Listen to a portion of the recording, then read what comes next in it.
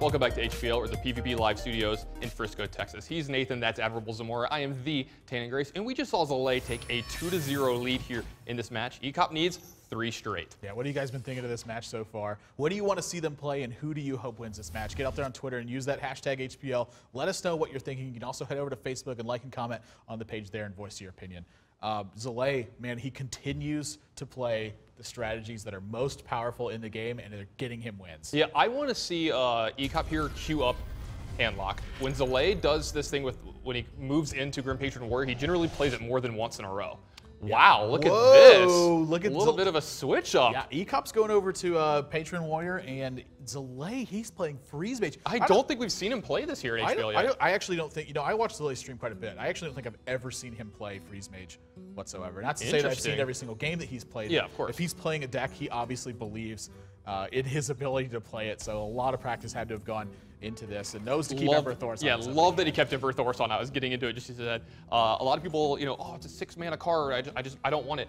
Both of these decks want that card in their opening hand. Yeah, it's such a powerful card and very integral to the strategies. You need to make sure that you're getting every single point of mana you can get, because this match, it tends to go to that turn 7, turn 8 point, pretty safe for both players. Yeah, absolutely. And Frostbolt does some pretty good work here in this matchup. Not only is it a removal spell, it's a timely freeze effect for the Warrior, so you can buy yourself an extra turn off of a Death Spite. Zalae actually not going to ping here as well. Doesn't want to activate Battle Rage. Yeah, great play from Zalae here, by the way. Yeah, just going to make sure that he takes his time with this. He knows that the big blow that he's going to deliver is with Alexstrasza and then burn spells afterwards. Take away the ability for your opponent to draw an extra card off that Battle Rage. Again, we just keep talking about it. It's a game of inches. That's just a small little thing that a lot of players wouldn't have done, but make a big difference here over the span of this game, because this game is going to go long. It's going to go more than 7 turns, and Zalae and Ek0p are going to draw a lot of extra cards. Any extra card draw you can take away from Ek0p might be the difference in the game.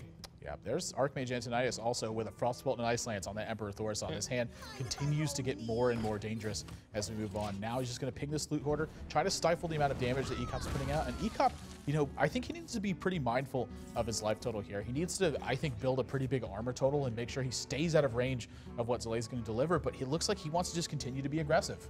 Well, yeah, you need to at least apply some pressure to Zalae here. And yeah, you're going to see him do Fiery War X plus armor up here. I think he's going to kind of hedge his bets and do best of both worlds of what you said. He's going to apply pressure here, take care of this Loot Hoarder, and gain some life here this turn. He needs to get damage on himself, though.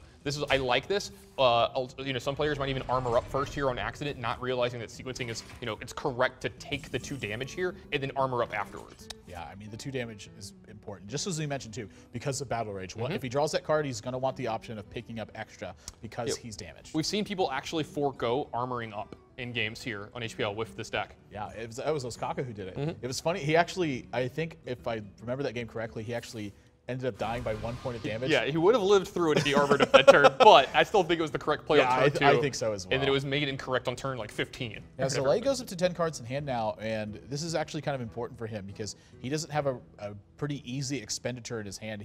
Unless he wants to burn an Ice Lance or a Frostbolt, he's actually going to burn a random card here. And if he burns Alexstrasza, he's just going to run out Blood Mage Thalnos here. It's great. I love Blood Mage Thalnos just running it out there because it always replaces itself with a card, and it has a gigantic target on its back. It's got pseudo taunt, like we've talked about cards like Emperor Thor's on. Yeah, sort of the big point though is that Zalae's going to get a card burned here if Ek0p kills this Blood Mage Thalnos. If that burn is an Alexstrasza, where does Zalae find his reach? That's actually a really good point. Here's the thing. If he burns something like Alexstrasza, there's a chance Zalae might not be able to win anymore in this game. It's Ice Block in his hand, and Ek0p just going to continue to apply pressure here. Harrison Jones to the board, just wants to get out threats and force Zalae to start using cards to answer this. Here as well. Yeah, I'd be very surprised. You need to get this, you need this Death Spike get activated, and there's not a whole lot of things for you to attack. One of the perfect cards for Zalae to get rid of there. He doesn't mind that at all. I think a big sigh of relief to burn Mad Scientist.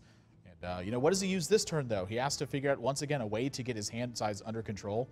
And with 2 Frost Novas and an Ice Block in his hand, maybe he gets the Ice Block in play.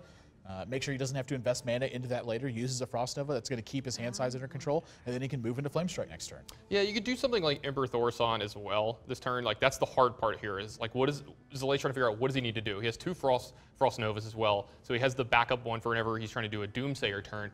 And he can Ice Block and Frost Nova, or he could just Emperor Thor's and make his entire hand cheaper. So it matters if he wants to trade this Emperor Thor's for this Harrison Jones. It looks like he doesn't want to. Yeah, I think he's got plenty of time to play the Emperor Thaurissan. I think at this point he's more concerned of just keeping a safe life total and making sure he's not getting blasted out of the game with one big combo. And this also is going to put Ek0p in a position where maybe he feels like he needs to get some more stuff on board. And yeah, so it may make Ek0p overcommit. Yeah, and then that card advantage that he gets back from that Flame Strike ends up being a pretty big deal. But just Death Spite added to the board here and continue to apply pressure. Yeah, this is like you said earlier. I think you're going to see Ek0p armor up almost every turn here for the rest of the game. You know, realizing what he needs to do. If he can get to a high enough life total, it's almost impossible for Zalae to actually kill him from where he's at.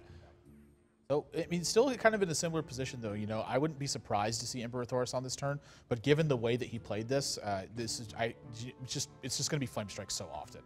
Yeah, I mean, you got to believe he's really highly considering Flame Strike. It's going to be hard to move him off of that this turn. Yeah, I'm curious. I don't think the Mad Scientist really changes much.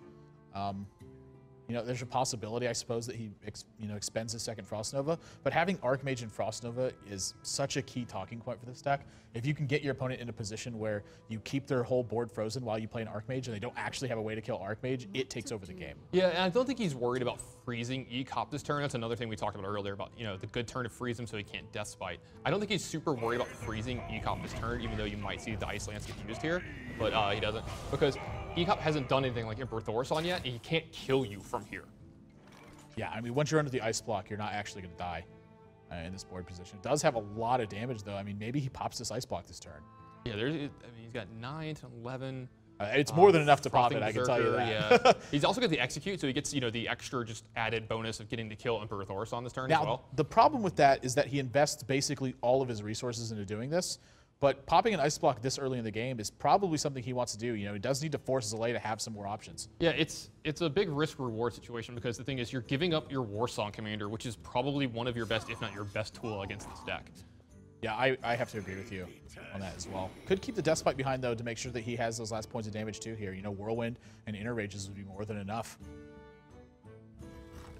He's going to use Death Spite, though. Keep maximum pressure on Zalae. That Frothy Berserker's about to get out of control. Yeah, he's got 14 here, so he does need to Inner Rage if he wants to do this, yeah. Yeah, that's exactly what he's going to do. I don't like Inner Raging the Frothing Berserker here. It actually just puts it into Blizzard range, but... the other thing it does, too, is it keeps Zalae at the 3 life point. Would he have been able to mix that up differently? I don't think he would have been able to mix that up. Yeah, I don't think he can mix it up 100% differently here. I think he had to, like, hit the Gnomish Inventor, but then it makes it die to hero power. I think maybe just giving it to Harrison Jones is probably the best bet, but then I think it makes your attacks really awkward. So maybe he just had to do it there to make his attacks way less awkward. Yeah, he was running out of time as well. You know, you have to make a decision when you're that short on it. And now Zalae, though, he's sitting at 3 life. You know, a Fiery War Axe is going to kill him with his hand. Fiery War Axe is actual lethal here, yeah. What to do? He has to be very careful about how he plays this You'll turn. probably see an Ice Lance hit Ek0p's character here this turn. I mean, there's also, you know, I don't want to say it's impossible, but there's also a chance he just kills his Mad Scientist with the Frostbolt, just to make sure he gets an extra secret out. The extra secret would protect him regardless of which one it was. So a couple different options from him, and we're going to see how he plays this turn exactly. Yeah, I mean, if it's, depending on which secret it is, Ek0p can still kill him through it, though. With this board state. Yeah, with this board. He does, first... You'd have the Frost Nova as first step is take care of the board. That's the first step. Well, he could Frost Nova with the Mad Scientist, killing his own Mad Scientist. If he Frost Novas as well, he could live through whatever happens because a weapon can't kill him. But it looks like we might just see Archmage into Frost Nova and the 0-mana Ice Lance. Yeah, just get a whole bunch of fireballs. Yeah. He's got to Ice Lance that Warsong Commander. That's such a dangerous thing. I like this turn a lot from Zalae. Yeah, so isn't going to Ice Lance Ek0p space. So, you know, once again, this is the risk he's got to take if he wants to win this game. And you can see that Zalae is so tense, and Ek0p doesn't have a way to deliver lethal right now, but he does have some draws that could get him there. And if he doesn't get there, this Archmage is about to take over the game. Gets an execute to take care of it, though. So is safe from Archmage Antonidas, but he has to find a way to deliver pressure. This board is going to get swept, and Zalae finally has a little bit of breathing room. That's got to be a big sigh of relief for Zalae. Yeah, just a great turn here from Zalae. Ek0p's going to just keeps getting Zalae down so low and keeps just running out of gas. But you see Zalae taking these calculated risks. he is using his life total as a resource, knowing that every life point that he has left, he's still in this game and can win from there, and you're seeing him use it perfectly. Yeah, not directly using it, though. He's kind of, just biding his time and putting himself at risk with that. He knows. I didn't mean like blowback. I meant more like just knowing he's like, I can take 7 this turn and still have 3 life points left over next turn and be able to win from here. Yep, so is good. Looks like he wants to Frostbolt this turn, though. Yeah, I think he wants to turn up the heat here and try to kill Ek0p here over the next turn or two. Yep, so that's going to be Frostbolt Ice Lance. Get both those out of the way. I am a little bit surprised that he chose to use Frostbolt Ice Lance instead of using the 2-mana Frostbolt, but he wants to keep, I guess, the extra Frostbolt for. Yeah, he wants to be able to. He wants to be able to freeze Ek0p as many turns in a row as well. And also just wants to get out extra damage as well. So Ek0p, once again, no way to draw cards right now, no way to deal this final 3 points of damage. Zalae is going to be safe for 1 more turn. And if he plays a minion into this, Zalae is going to get a secret off this Mad Scientist, and Ek0p wants to try to deny that as long as he can. Yeah, there's a chance you might just see him pass here, and he does, yeah. Ek0p, Ice Block gets drawn. That's good for Zalae. Yeah, a big opportunity now for Zalae to really start to turn the corner here. We talk about how hard the matchup is for Freeze Mage versus Warrior, but Zalae has really stifled a lot of pressure here. And look at this. He's actually just going to start rolling the damage into Ek0p. The fact is Mad Scientist actually is going to get him a couple more points of damage unless Ek0p has a way to deal with it, a big talking point. But Armor Smith gets added to hand. And now, is this going to be the turn where he looks to get a bunch of armor from this Armor Smith, Grim Patron, Whirlwinds, all that sort of stuff? Yeah, I think he's going to have to start pushing here. He knows that he's not long for this world. He knows there's at least 1 more Fireball in Zalae's hand. They usually have something like Pyroblast or Alexstrasza, some stuff like that. You're going to be pressured over the next turn or two. You're not going to be able to live for much longer, so you have to start pushing at some point in time. Inner Rage and Whirlwind, just so much armor going to be had this turn for Ek0p. You can see Zalae, he's growing nervous with this board pressure. He does have a Blizzard to kind of handle some of this, but he's not. When he Blizzards, he's going to give his opponent a lot of armor, and he's going to give him more Grim Patrons at the same time.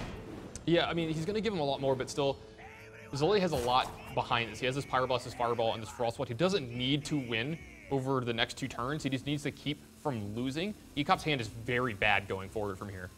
Yeah, pretty much out of cards at this point. But again, every single armor up puts you further and further out of range of each one of these burn spells. A couple armor ups, that will counterspell a Fireball. Yeah, I mean, he's still got a ton of time here as well to find something like Alexstrasza, as I said, yeah. But can he play Alexstrasza this turn, though? I mean, yeah, he can, because he can't die next turn. So if he Alexstrasza, he gets him down to 15, effectively 21, attacks him to 19. If he doesn't kill the Alexstrasza, then he's only at 11. You could Fireball, Frostbolt, Hero Power. No, you're still short. You're short 1 that way. This turn is getting so tense. We may see this match flip around, and Zalae might be 1 point short of getting this one done. Grim Patron is such a scary card to play against, because every single turn that it goes unchecked, it's worlds of opportunity for your opponent. Yeah, absolutely. 1 or 2 cards can just end the game after that.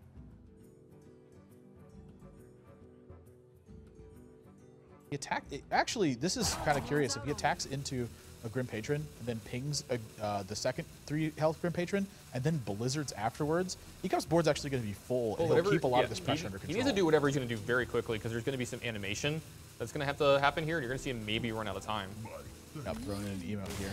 Wow, Zalae is just going to concede this game. That is really strange, given that he has Mad Scientist on the board, has Blizzard to keep this board in check. I don't understand this whatsoever, because I feel like he has plenty of time to still win this game. Yeah, he had a lot of time left. He had a secret to where he couldn't die. I'm very confused from here as to why he just conceded. I don't understand this one bit. I've talked before in the past about how I don't like conceding in spots where you have a chance to, even if it's only a 1% chance to win.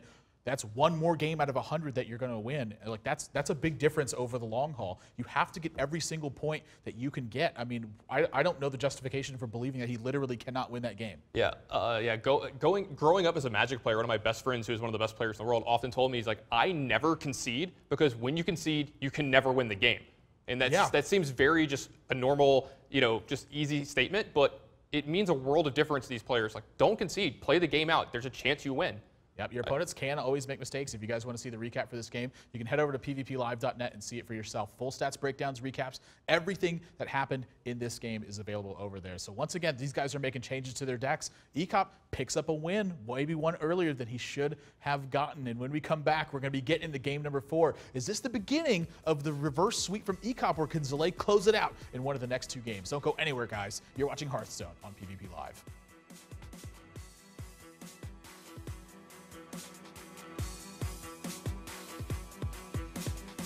I think of the future,